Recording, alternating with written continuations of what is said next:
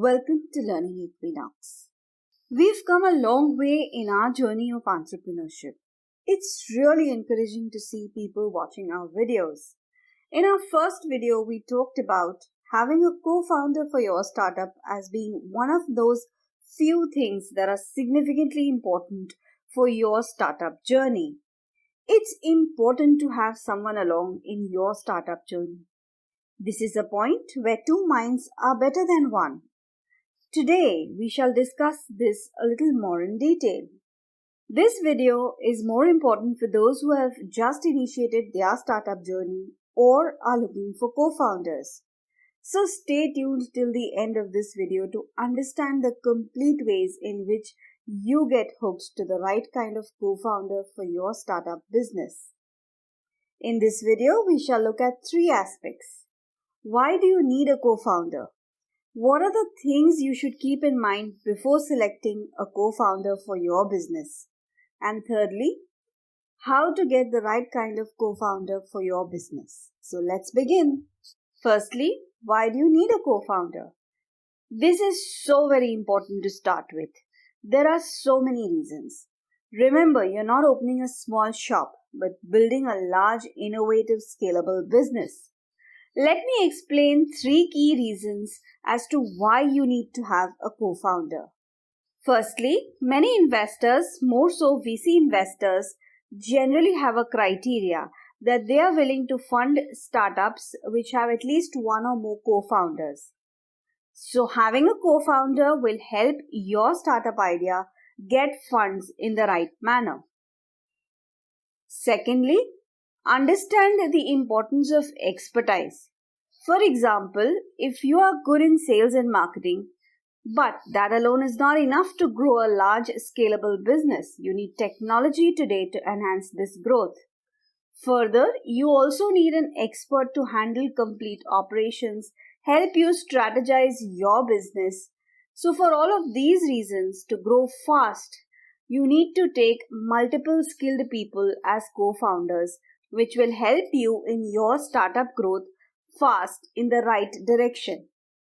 You need to get in people with those skills that you do not possess so that you can benefit from it. This will bring in value addition to your business. Thirdly, for any startup, you need funds. Here, the initial capital needs to be bought by you. In our video on funding your startup, we talked about how important at the initial stage it is for you to fund your business and also to make sure that you have sufficient funds to take care of your and your family needs. This you need to make sure for the coming 2 to 3 years till you begin generating revenue from the business. This is another significant reason that you need to bring in a co-founder who can also bring in some amount of money to fund you at the initial stages and partner in your journey of growth. Now coming to the next question, what are the things you need to keep in mind before selecting a co-founder for your business? Here I would like to highlight 5 key things. Firstly, keep in mind that your co-founder has skills different than yours. In this way, his contribution will add on to yours since the expertise is completely different. He will handhold you in the entire business and therefore bring in value addition. Secondly, it's important not to dilute your equity in business for people handholding for small things. For example, if you can hire someone for business registrations or for things like developing an app or a website, then for these service providers, you do not need to look at them as co-founders unless they wish to be immersed and add value to your business idea completely. So make sure you dilute your equity in the hands of right people. Thirdly, have transparent agreements with co-founders because remember, you're diluting your equity in business and giving them a share.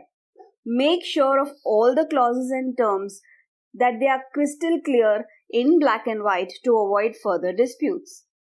Let roles, responsibilities, and documentation be in place before shelling out your share of equity in business.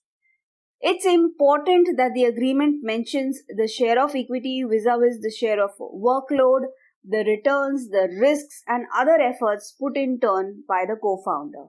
Fourth thing, it's important to think long term before making the choice of your co-founder. The person you choose as a co-founder needs to be someone with whom you have to stay in business as far as it goes. So the co-founder relationship should be long term and your project should be equally his priority for a long term, and he should not be looking at it for a short term. Fifth, make a well-planned and a well-informed decision before selecting your co-founder. This is important because he needs to give in contribution of time and effort in turn of his share in equity and not just enjoy returns.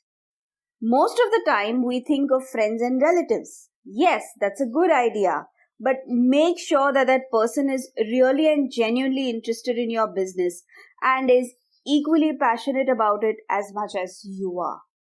Now coming to the third and the last part of this video, how to get the right kind of co-founders for your business.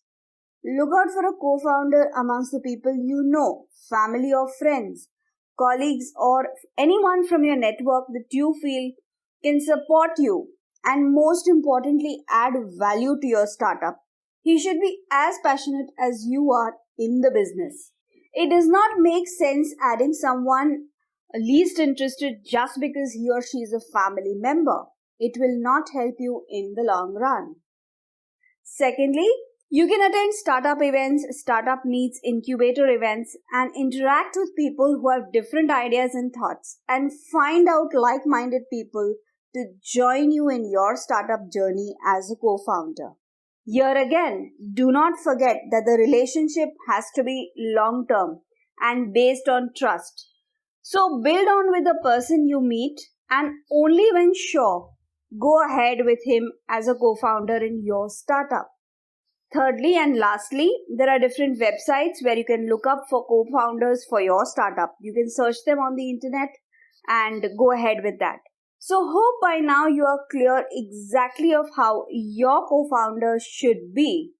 It's important to get someone who can handhold your business and nurture it in the same manner with the same passion as you have. This brings us to the end of our video today. Hope you liked it. If yes, give it a thumbs up. Share and subscribe to our channel if you've not yet done so. Thanks for watching. Stay tuned for more.